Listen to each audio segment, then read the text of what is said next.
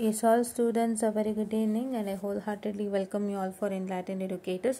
So, ಇವತ್ತು video ಮಾಡೋಕೆ ಬಂದಿರೋ ಉದ್ದೇಶ ಏನು ಅಂದರೆ ಹಲವಾರು ವಿಷಯಗಳೊಟ್ಟಿಗೆ ವಿಡಿಯೋ ಮಾಡಲಿಕ್ಕೆ ಬಂದಿರೋ ಅಂಥದ್ದು and I wanted to make sure that I do making this video at least because ನಾನು ತುಂಬ ದಿನ ಆಯಿತು ಆ್ಯಂಡ್ ಮತ್ತೆ ವಿಡಿಯೋ ಮಾಡಿಲ್ಲ ಅಂತಂದರೆ ಮತ್ತೆ ತುಂಬಾ ಗ್ಯಾಪ್ ಆಗುತ್ತೆ ನಿಮಗೆ. ಸೊ ಹಾಗಾಗಿ I don't want that gap to happen. So ಅದ್ರ ಮಧ್ಯೆ ಒಂದು ವಿಡಿಯೋ ಮಾಡಿ ನಿಮ್ಮೆಲ್ಲರಿಗೂ ಒಂದಿಷ್ಟು ಇನ್ಫಾರ್ಮೇಷನ್ಸ್ಗಳು ಹಂಚೋಣ. So that I hope you also know what are we in fine. Yeah, so ಈಗ ನನ್ನ ಕರೆಂಟ್ ಸ್ಟೇಟ್ ನಾನು ಆಲ್ರೆಡಿ ಹೇಳಿದೆ, ನಂದು ಫೈನಲ್ಸ್ ನಡೀತಾ ಇದೆ ಆ್ಯಂಡ್ ಸೊ ಫೈನಲ್ಸ್ನಲ್ಲಿ ನಮಗೆ ಒಂದಿಷ್ಟು ಸಬ್ಮಿಷನ್ಸ್ಗಳಿರುತ್ತೆ, ಆ ವರ್ಕ್ ಈ work everything is that. So it's time for that. So ಹಾಗಾಗಿ ಆ ಕೆಲಸದಲ್ಲಿ ಬ್ಯುಸಿ ಇದ್ದೀನಿ, plus finals as it old exam ಕೂಡ ಇದೆ. ಸೊ ಹಾಗಾಗಿ ನಾನು ಹೆಚ್ಚಿಗೆ ವೀಡಿಯೋಸ್ ಮಾಡ್ತಾ ಇಲ್ಲ. ಕರೆಕ್ಟ್. ಆ್ಯಕ್ಚುಲಿ ಹೇಳಬೇಕಂದ್ರೆ ನಾನು ಇಲ್ಲಿ ಬಂದಮೇಲೆ ಕಾಲೇಜ್ ಅಂತ ಜಾಯ್ನ್ ಆದಮೇಲೆ ವೀಡಿಯೋಸ್ಗಳು ಕಡಿಮೆ ಆಗ್ತಾ ಬಂತು, all because of work in college. Actually ನಾನು ಹೇಳಿದ್ನಲ್ಲ, ಕಾಲೇಜಲ್ಲಿ ಅಕಾಡೆಮಿಕ್ಸೇ ದೊಡ್ಡದಾಗುತ್ತೆ, ಅಕಾಡೆಮಿಕ್ ವರ್ಕೇ ಜಾಸ್ತಿ ಆಗುತ್ತೆ. ನೀವು ಹೊರಗಡೆ ಒಂಥರ you don't have a platform to learn something new. So ನೀವೇ ಪ್ಲ್ಯಾಟ್ಫಾರ್ಮ್ ಹುಡುಕೋಬೇಕು. ನೀವು have to make sure that ನಿಮ್ಮ ಕಾಲೇಜಲ್ಲಿ ಕೊಡೋ ಪ್ರೆಷರ್ನ ನೀವು ಎಷ್ಟರ ಮಟ್ಟಕ್ಕೆ ತಗೋತೀರೋ ಅದ್ರ ಮೇಲೆ, ಬಿಕಾಸ್ ಅವ್ರು ಹಾಕ್ತಾರೆ pressure, that pressure is secondary. But ನೀವು ಆ ಪ್ರೆಷರ್ನ ಹೆಂಗೆ ಹ್ಯಾಂಡಲ್ ಮಾಡ್ತೀರಾ ಆ್ಯಂಡ್ ಆ ಪ್ರೆಷರ್ಗಳ ಮಧ್ಯೆ how well you create a platform for yourself, that is what one thing required. Because ಅದಿಲ್ಲ ಅಂದರೆ you will be a big loser. Correct. Academics ಮಾತ್ರ ನಿಮಗೆ ಸಾಕಾಗಲ್ಲ, ಬೇರೆ ಎಲ್ಲ ಬೇಕು. You need more than academics guys, ಅದರ್ಥ ಮಾಡ್ಕೊಳ್ಳಿ. ಅಕಾಡೆಮಿಕ್ ಪ್ರೆಷರ್ಗೆ ಯಾರು ಬಲಿ ಆಗಬೇಡಿ. ಅಕಾಡೆಮಿಕ್ ಪ್ರೆಷರ್ಗೆ ಬಲಿ ಆಗೋದ್ರಿಂದ ಏನೂ ಪ್ರಯೋಜನ ಇಲ್ಲ. ಅಕಾಡೆಮಿಕ್ ಪ್ರೆಷರ್ನೂ ಹ್ಯಾಂಡಲ್ ಮಾಡ್ತಾ how will you create a platform for yourself. I failed in that, literally I am telling I failed in that. Academic pressure balance ಮಾಡ್ತಾ ನಮಗೆ C course, C++, Java, Python certifications ಇದೆಲ್ಲ ಮಾಡಬೇಕು ಅಂತ ಗೊತ್ತಿಲ್ಲ. 6th ಸೆಮ್ಮಲ್ಲಿ when the pressurised us saying that have to do have it on C, have it on C++, have it on the certification, that certification ಅಂತ. So finally we were like ಇದೆಲ್ಲ ಮಾಡಬೇಕಿತ್ತ, I did not know about that ಅನ್ನೋ ಥರ ಆಗೋಯ್ತು ನಮಗೆ. Right. ಈಗ ಸರ್ಟಿಫಿಕೇಷನ್ಗೆ value ಜಾಸ್ತಿ ಆಗೋಯ್ತು. ಒಂದು ಟೈಮಲ್ಲಿ ಇಫ್ ಯು ಕ್ಯಾನ್ ಸಿ 95% ಅಂದರೆ ತಕ್ಷಣ ಸೆಲೆಕ್ಟ್ ಮಾಡ್ಕೊಳ್ಳೋರು. They not even look at how well they know the knowledge ಅಂತ. ಬಟ್ ಈಗ ಹಂಗಿಲ್ಲ. ಈಗ 10 on 10 ತೆಗೆದವರು ಕೂಡ they are on the same position. I saw 2 of the post literally I know like yesterday or day before regarding ಒಂದು student, she is having 50 certificates in hand and some 14 to 15 gold medal, but there is no what I can say, I'll post that in my Telegram channel guys, you have to look at it. But there is no say she is not getting internship, right? ಅದೊಂದು. And ಇನ್ನೊಂದು student ಬಂದು he's first class ಕೊಡೋ ಒಂದು ಒಳ್ಳೆ marks ಬಂದಿದೆ 90 ಮೇಲೇ, but is not getting a job. How is this? That is what I tell. Academic ಪ್ರೆಷರ್ನ ಪಕ್ಕಕ್ಕೆ ಹಾಕಿ please to try to create a platform for yourself by start studying the courses and by understanding how well the company is going on and what is that you need for a company.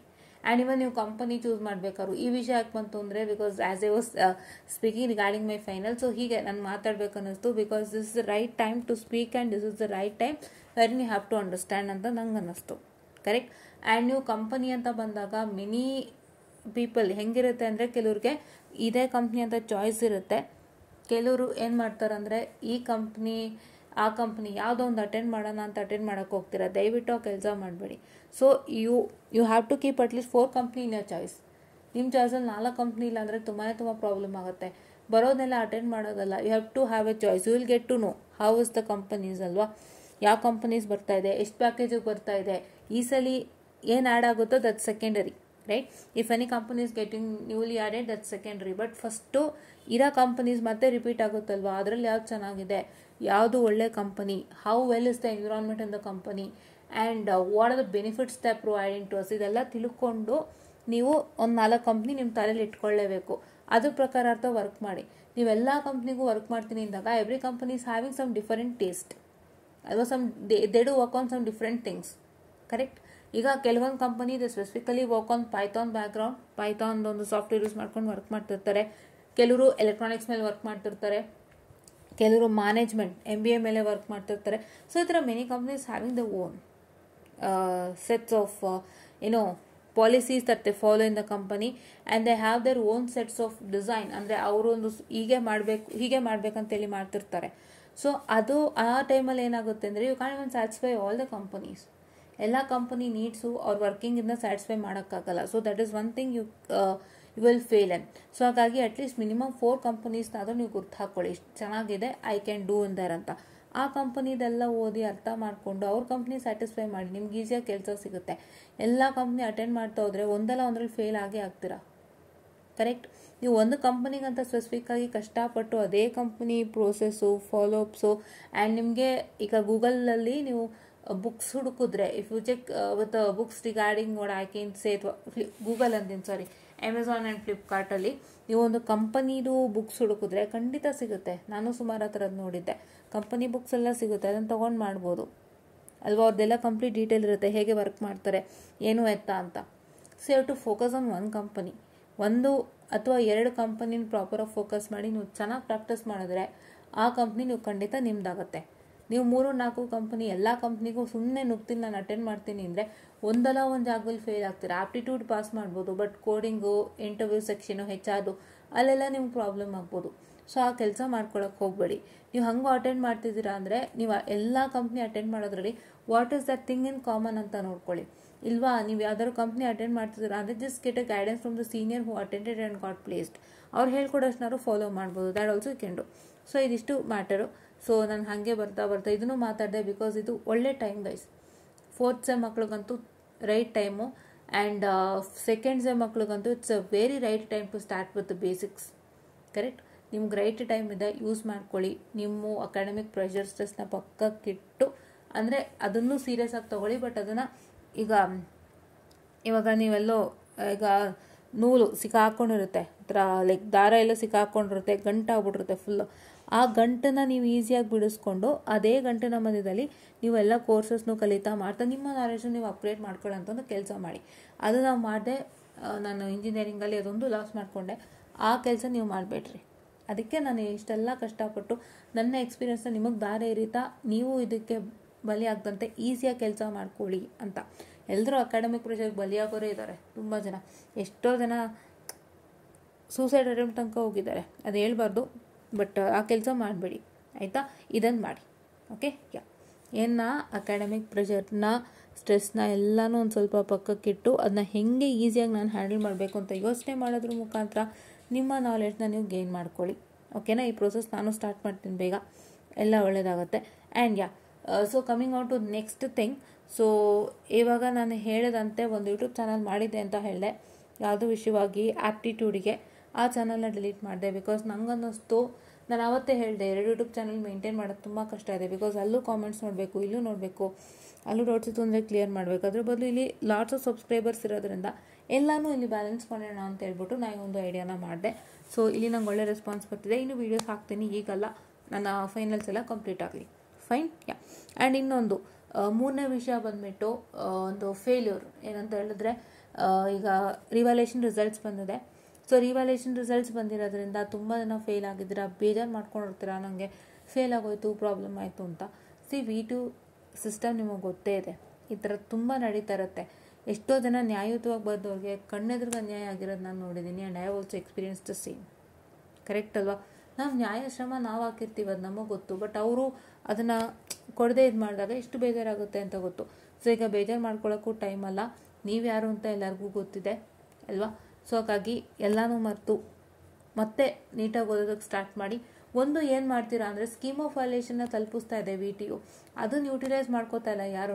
ನಾನು ಇವತ್ತಿಗೂ ಎಷ್ಟೋ ಸಲ ಕಾಲೇಜಲ್ಲೇ ಕೇಳ್ತಿರ್ತೀನಿ, ನಾನು ನನಗೆ students ಯಾರು ಸಿಕ್ಕರು ಕೇಳ್ತಿರ್ತೀನಿ ನಾನು, ಏನಂತ ಸ್ಕೀಮ್ ಆಫ್ ವ್ಯಾಲ್ಯೂಯೇಷನ್ ಗೊತ್ತಾ ಅಂತೀನಿ, ಗೊತ್ತೇ ಇಲ್ಲ ಅಂತಾರೆ. That is not the matter. ಅದು ಕೊಡ್ತಾ ಇರೋದೇ ನೀವು ಅದನ್ನ ನೋಡಿಕೊಂಡು ಅರ್ಥ ಮಾಡ್ಕೊಂಡು ಅದೇ ಥರ ಫಾಲೋ ಮಾಡಿ ಅಂತ. ಅದನ್ನೇ ನೀವು ನೋಡದೆ ಹೋದರೆ ಏನು ಬರೀತೀರಪ್ಪ, ಅದನ್ನು ನೋಡ್ರೋ ಸಾಕು. ಸ್ಕೀಮ್ ನೋಡಿದ್ರೆ ನಿಮಗೆ 200% ಗೊತ್ತಾಗುತ್ತೆ ಒಂದು ಕ್ವಶನ್ ನಾನೇನು ಆನ್ಸರ್ ಬರೀಬೇಕು ಅಂತ. ಇಲ್ಲಾಂದರೆ ನಿಮಗೆ ಗೊತ್ತಾಗಲ್ಲ. ಇಲ್ಲಾಂದರೆ ನೀವೇನು ಮಾಡ್ತೀರಾ, ಯಾವುದೋ ಟೆಕ್ಸ್ಟ್ ಬುಕ್ ತೊಗೊಂಡು ನೋಟ್ಸ್ ತೊಗೊಂಡು ಏನೋ ಸಿಂಪ್ಲಿಫೈಡ್ ಮಾಡಿಕೊಂಡು ChatGPT ಸಮೇತ ಸಿಂಪ್ಲಿಫೈ ಮಾಡ್ಕೊಂಡು ಮಾಡ್ತೀರಾ. ಅದು ಯಾವುದು ಬೇಡ. ಸ್ಕೀಮ್ ನೋಡಿ ಅರ್ಥ ಮಾಡ್ಕೊಳ್ಳಿ, ಏನಿದೆ ಏನಿಲ್ಲ ಗೊತ್ತಾಗುತ್ತೆ. ಅದನ್ನು ನೀಟಾಗಿ ಅರ್ಥ ಮಾಡ್ಕೊಂಡು ನೀವೇ ಈಸಿಯಾಗಿ ಪಾಸ್ ಮಾಡಬೇಕು, ಎಲ್ಲ ನಿಮ್ಮ ಕೈಯಲ್ಲಿದೆ. ಫೈನ್. ಅದಕ್ಕೆ ಸ್ಕೀಮ್ ಆಫ್ ವ್ಯಾಲ್ಯೂಯೇಷನ್ ಬಗ್ಗೆ ತುಂಬ ವೀಡಿಯೋಸ್ ಮಾಡಿದ್ದು ನಾನು, ಅದಕ್ಕೇ ನಿಮಗೆ ಯೂಸ್ ಆಗಲಿ ಅಂತ. ಅದನ್ನ ಇಟ್ಕೊಂಡೇ ನೆಟ್ವರ್ಕಿಗೆ ಲೆಕ್ಕಗಳು ಹೇಳ್ಕೊಟ್ಟಿದ್ದೀನಿ ನಾನು, ಹೌದಲ್ವಾ. ಇವತ್ತು ನಂಗೆ ಪ್ರಶ್ನೆ ರೇಸ್ ಆಗಿಲ್ಲ, ಬಿಕಾಸ್ ಸ್ಕೀಮ್ ಆಫ್ ವ್ಯಾಲ್ಯೂಯೇಷನ್ ಯಾರು ಯೂಟ್ಯೂಬಲ್ಲಿ ಟೀಚ್ ಮಾಡಿದ್ದೇ ಇಲ್ಲ. ನಾನು ಅದನ್ನು ನೋಡ್ಕೊಂಡು ಲೆಕ್ಕಗಳು ಹೇಳ್ಕೊಟ್ಟಿದ್ದೀನಿ, ಎಕ್ಸ್ಪ್ಲೇನ್ ಮಾಡಿದ್ದೀನಿ, ಹೇಗೆ ಅದ್ರಲ್ಲಿ ಬರೀಬೇಕು, ಯಾವುದಕ್ಕೆ ಎಷ್ಟು ಮಾರ್ಕ್ಸ್ ಆ್ಯಡ್ ಮಾಡಿದ್ದಾರೆ, ಯಾವ ಥರ ಇರುತ್ತೆ ಅಂತ ಎಕ್ಸ್ಪ್ಲೇನ್ ಮಾಡೋರು ನಾನು ಒಬ್ಬಳೇ ಅನ್ಕೋತೀನಿ. ಐ ಹೋಪ್ ನಾನು ನೋಡ್ದಂಗೆ, ಬೇರೆ ಯಾರು ಮಾಡಿದ್ದಾರೆ ಗೊತ್ತಿಲ್ಲ, ಬಟ್ ನಾನು ಅದನ್ನು ತೊಗೊಂಡು ವೀಡಿಯೋಸ್ ಮಾಡಿರೋದುಂಟು. ಸೊ ಅದನ್ನ ಯೂಟಿಲೈಸ್ ಮಾಡ್ಕೊಂಡು ಎಲ್ಲ ರೀತಿಯಾಗಿ ನೀವು VTUವಿಂದ ಆಚೆ ಬರೋಕ್ಕೆ ಟ್ರೈ ಮಾಡಿ, ಆಯಿತಾ. ಈಗ ನೀವು ಫೇಲ್ ಆಯಿತು ಅಂತ ಯೋಚನೆ ಮಾಡ್ತಾ ಕೂರೋದು, ನಮ್ಮ ಗ್ರೂಪಲ್ಲಿ ಹಾಕ್ತಾನೆ ತುಂಬ ಜನ ಹಾಕಿದ್ರು. ಏನಂತ ಹೇಳಿದ್ರೆ, ಇದು ಒಂದು ಮೆಸೇಜ್ ಹಾಕಿದ್ದಾರೆ ನಮ್ಮ ಗ್ರೂಪ್ನಲ್ಲಿ, ಟೆಲಿಗ್ರಾಮ್ನಲ್ಲಿ. I wanted to show that message, that's very nice. See ಏನು ಮೆಸೇಜ್ ಅಂತ ಹೇಳಿದ್ರೆ, keep crying about the system, but the smart ones focus on crossing the line and moving on. You does not need a perfect university to succeed. You just need to pass through yourself and leave the excuses behind. Correct ಅಲ್ವಾ? ನಿಮಗೆ ಇಲ್ಲಿ ಏನು ಗೊತ್ತಾ, ನೀವು ಕಷ್ಟಪಟ್ಟಿರ್ತೀರಾ, ನೀವು failed ಹೋಗ್ತೀರಾ, but ನಿಮ್ಮ teachers ಹತ್ರ ಹೋದಾಗ ಅವ್ರು ಏನು ಹೇಳ್ತಾರೆ, ನಿಮ್ಮ ಹುಡುಗನಲ್ಲೇ ಪ್ರಾಬ್ಲಮ್ ಅಥವಾ ಮಗುನಲ್ಲೇ ಪ್ರಾಬ್ಲಮ್ ಅಂತ ಹೇಳ್ತಾರೆ. ಕರೆಕ್ಟ್ ಅಲ್ವಾ? ಸೊ ಎಲ್ಲ ಫೇಲ್ಡ್ ಆದರೆ ಆಲ್ಮೋಸ್ಟು ನಮ್ದೇನೇ 1000 ಕಾರಣ ಇರಲಿ, ಬಟ್ ಬರೋದು ನಮ್ಮ ತಲೆಗೇನೆ ಅಲ್ವಾ. ಸೊ ಆ ಥರ ಆಗಬಾರ್ದು ಅಂತ ಹೇಳಿದ್ರೆ, ಸಿಸ್ಟಮ್ ಬಗ್ಗೆ ಹೇಳೋದಕ್ಕಿಂತ ನೀವು ಲೈನ್ನ ಕ್ರಾಸ್ ಮಾಡಿ ಹೋಗೋದು ನೋಡ್ಕೊಳ್ಳಿ. ಕೂದಲೆಳೆ ಅಂತರದಿಂದ ಪಾರಾದರೆ ಎಲ್ಲ ಸರಿ ಹೋಗುತ್ತೆ. ಅದೇ ಮೇನ್ ನಿಮಗೆ ಬೇಕಿರೋದು. ಪರ್ಫೆಕ್ಟ್ ಯೂನಿವರ್ಸಿಟಿ ಬೇಕು ಸಕ್ಸೀಡ್ ಆಗೋಕ್ಕೆ, ನನಗಿದೆ ಯೂನಿವರ್ಸಿಟಿ ಅಂತಲ್ಲ. ನೀವು ಪಾಸ್ ಮಾಡಿ ನಿಮ್ಮನ್ನು ಯಾರು ಅಂತ ಪ್ರೂವ್ ಮಾಡ್ಕೊಂಡು ನೀವು ಮುಂದಕ್ಕೆ ಹೋಗೋದನ್ನ ನೋಡ್ರಿ ಅಷ್ಟೇ. ಎಕ್ಸ್ಕ್ಯೂಸಸ್ ಎಲ್ಲ ಪಕ್ಕಕ್ಕಿಡಿ, ಬಿಕಾಸ್ ಎಕ್ಸ್ಕ್ಯೂಸಸ್ ಕೇಳೋ ಪರಿಸ್ಥಿತಿಲಿ ಯಾರೂ ಇರಲ್ಲ ಇವತ್ತು. ಎಲ್ಲ ಪ್ರೊಫೆಸರ್ಸು ಬದಲಾಗೋಗಿದ್ದಾರೆ. ನಮ್ಮ ಕಷ್ಟ ನಮ್ಮ ಎಕ್ಸ್ಕ್ಯೂಸಸ್ ಅರ್ಥ ಮಾಡ್ಕೊಳ್ಳಿ. ಈಗ ಹುಷಾರೇ ತಪ್ಪಿತು ಅಂದರೆ ಒಪ್ಕೋತಾರೆ, ಬಿಕಾಸ್ ಅವತ್ತೇನೋ ಜ್ವರ ಬಂತು, ಹಿಂಸೆ ಆಯಿತು, ಒಂದು ಮೆಡಿಕಲ್ ಸರ್ಟಿಫಿಕೇಟ್ ಇದ್ದರೆ ಅವ್ರಿಗೆ ಅರ್ಥ ಆಗುತ್ತೆ. ಬಟ್ ನೀವು ಅದು ಬಿಟ್ಟು ಬೇರೆ ರೀಸನ್ ಹೇಳಿದ್ರೆ, ನಂಗೆ ಅರ್ಥ ಆಗಿಲ್ಲ, ನಂಗೆ ಗೊತ್ತಾಗಿಲ್ಲ, ನನಗೆ ಏನು ಹೆಂಗೆ ಓದಬೇಕು, ಯಾವ ರೀತಿ ಸ್ಟಾರ್ಟ್ ಮಾಡಬೇಕು ಗೊತ್ತಾಗಿಲ್ಲ ಅಂದಾಗ, ಅದನ್ನು ನಿಮ್ಮ ಪೇರೆಂಟ್ಸ್ ಹತ್ರ ನೀವು ಅದು ಹೇಳಿದಾಗ ಅವ್ರು ಬಂದು ನಿಮ್ಮ ಟೀಚರ್ಗೆ ಹೇಳಿದಾಗ ನಿಮ್ಮ ಟೀಚರ್ ಹೇಳೋದು ಒಂದೇ, ಇದನ್ನೆಲ್ಲ ನಿಮ್ಮ ಮಗು ಯಾಕೆ ನಮ್ಮ ಹತ್ರ ಬಂದು ಹೇಳ್ಕೊಂಡಿಲ್ಲ, ನಾವು ಹೇಳ್ಕೊಡ್ತಿರ್ಲಿಲ್ವಾ ಅಂತಾರೆ. ಅವ್ರಿಗೆ ಬ್ಯುಸಿ ಸ್ಕೆಡ್ಯೂಲ್ ಇರುತ್ತೆ, ಅವರು ಕೇಳಿದಾಗ ಆಮೇಲೆ ಅಂತ ಎಷ್ಟೋ ಸರಿ ಹೇಳಿರ್ಬೋದು, ಬಟ್ ಅವ್ರು ನಿಮ್ಮ ಪೇರೆಂಟ್ ಮುಂದೆ ಹೇಳೋದು ಇದನ್ನೇ. ಸೊ ಇಂಥ ರೀಸನ್ಸ್ಗಳೆಲ್ಲ ಯಾರೂ ಒಪ್ಪಲ್ಲ. ಸೊ ಹಂಗಾಗಿ ಯಾವುದೇ ಎಕ್ಸ್ಕ್ಯೂಸಸ್ನ ಹೇಳ್ದಂತೆ ಪಕ್ಕಕ್ಕಿಟ್ಟು ಕೆಲಸ ಮಾಡಿ. This is a very good quote, I really liked, because ಇದೇ ನಾವು ಮಾಡಬೇಕಾಗಿರೋದು ಈಗ. ಕರೆಕ್ಟ್? ಇದನ್ನು ನಾವು ಮಾಡಿಲ್ಲ ಅಂದರೆ ನಮ್ಮ ಮೈ ಮೇಲೆ ನಾವೇ ಪ್ರಾಬ್ಲಮ್ ಹೇಳ್ಕೊಂಡಂಗೆ, ಅದು ನೀವು ಅರ್ಥ ಮಾಡ್ಕೊಳ್ಳಿ. ಓಕೆನಾ? ಸೊ ಇದೊಂದು ಮ್ಯಾಟ್ರ್ ಆಗಿತ್ತು. ಮತ್ತು ಇನ್ನೊಂದು ಫೋರ್ತ್ ಆ್ಯಂಡ್ ಫಾರ್ಮೋಸ್ಟ್ ಮ್ಯಾಟರ್ ಏನಂದರೆ, ಇದು UG application form for evaluation and photo copy ಬಂದಿದೆ. ಯಾರಿಗೆ ಅಂತ ನಾನು ಹೇಳ್ಬಿಡ್ತೀನಿ. ಸೊ ಲೆಟ್ ಮೀ ಓಪನ್ ಇಟ್. ಇದೇನಪ್ಪ ಅಂತ ಹೇಳಿದ್ರೆ, B 5th and 6th sem 2021 scheme regular and arrear. 21 ಸ್ಕೀಮಲ್ಲಿ B 5th and 6th sem ಏನಿದೆ ಅದರದ್ದು ಏನು ರಿವ್ಯಾಲ್ಯೂಯೇಷನ್ ಇದೆ ಅದಕ್ಕೆ ಕೊಟ್ಟಿದ್ದಾರೆ, ಅದನ್ನು ನೋಡ್ಕೊಳ್ಳಿ.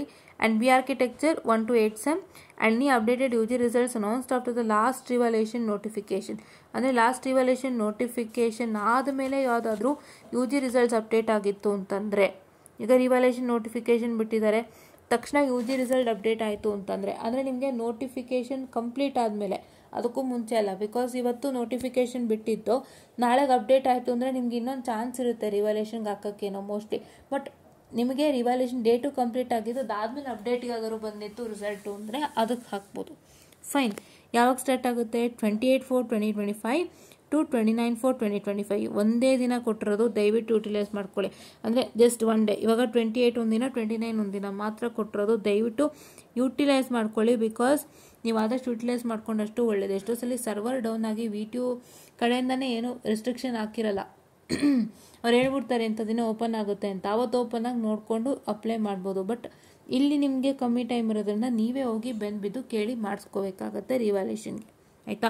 ಮ್ಯಾಮ್ ಓಪನ್ ಆಗಿದೆಯಾ ಅಥವಾ ಸರ್ ಓಪನ್ ಆಗಿದೆಯಾ ಪೋರ್ಟಲ್ಲು, ಎಕ್ಸಾಮ್ ಪೋರ್ಟಲ್ನ ಅಪ್ಲೈ ಮಾಡೋಕ್ಕೆ ಅಂತ ಕೇಳಿ ನೀವು ಮಾಡಬೇಕಾಗತ್ತೆ, ಕಮ್ಮಿ ಟೈಮ್ ಇರೋದ್ರಿಂದ. ಆಯಿತಾ? ಇದಿಷ್ಟು ಇವತ್ತಿನ ಅಪ್ಡೇಟ್. ಮತ್ತು ಇನ್ನೊಂದು ಲಾಸ್ಟ್ ಆ್ಯಂಡ್ ಫಾರ್ಮೋಸ್ಟ್ ಅಪ್ಡೇಟ್, ನಾನು ಹೇಳ್ದಂತೆ ನಾವು ಫೈನಲ್ಸ್ ನಡೀತಾ ಇದೆ.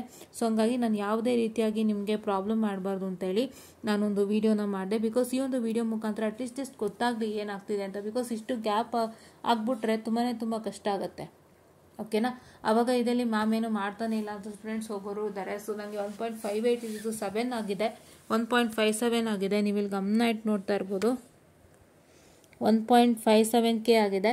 So I kindly request you all to maintain your subscriptions. Because ಏನಕ್ಕೆ ಅಂತ ಹೇಳಿದ್ರೆ ನಾವು ಒಂದು ಕೆಲವೊಂದು ರೀಸನ್ಸ್ಗಳಿಂದ ನಾನು ಕಂಟಿನ್ಯೂ ಮಾಡೋಕ್ಕಾಗದೇ ಇರ್ಬೋದು, ಅಂದರೆ ವೀಡಿಯೋಸ್ ಮಾಡೋಕ್ಕಾಗದೇ ಇರ್ಬೋದು. ಬಟ್ ಅದಕ್ಕಂತ ಚಾನಲಿಂದ ಹೋಗೋದೇನು ಬೇಡ. You can just maintain a subscription of mine and please to make sure that you wait constantly. ಖಂಡಿತ ವೀಡಿಯೋಸ್ ಬಂದೇ ಬರುತ್ತೆ. ನಮಗೂ ವರ್ಕ್ಗಳಿಂದಾಗಿ ಕರೆಕ್ಟಾಗಿ ಇದನ್ನು ಹ್ಯಾಂಡಲ್ ಮಾಡೋಕ್ಕೆ ನಂಗೆ ಆಗ್ತಿರ್ಲಿಲ್ಲ ಒಂದು ಸ್ವಲ್ಪ ದಿನ. ಸೊ ಹಂಗಾಗಿ ಅದಕ್ಕೋಸ್ಕರ ನೀವು ಚಾನಲ್ ಬಿಟ್ಟು ಹೋಗೋದೇನು ಬೇಡ. I kindly request you all to stay in my channel. I will be providing more and more good contents very soon. ನನ್ನ ಎಕ್ಸಾಮ್ ಕಂಪ್ಲೀಟ್ ಆದಮೇಲೆ ಆಫ್ಟರ್ 12. ಆ್ಯಂಡ್ ದಯವಿಟ್ಟು ನೀವೆಲ್ಲರೂ ವೆಯ್ಟ್ ಮಾಡಿ. ಖಂಡಿತ ಒಳ್ಳೆ ವೀಡಿಯೋಸ್ಗಳು ಬರುತ್ತೆ. ಸೊ ಅದಕ್ಕೋಸ್ಕರ ಚಾನಲ್ ಬಿಟ್ಟು ಹೋಗೋದೇನು ಬೇಡ ಅಂತ ನಾನು ರಿಕ್ವೆಸ್ಟ್ ಮಾಡ್ಕೊಳ್ತೀನಿ ಅಂತ ಹೇಳ್ತಾ, ಸೊ ಇವತ್ತಿನ 5 ಅಪ್ಡೇಟ್ಗಳೊಂದಿಗೆ ಇವತ್ತಿನ ಒಂದು ವೀಡಿಯೋನ ಮುಗಿಸ್ತಾ ಇದ್ದೀನಿ. So I just wind up the session and thank you.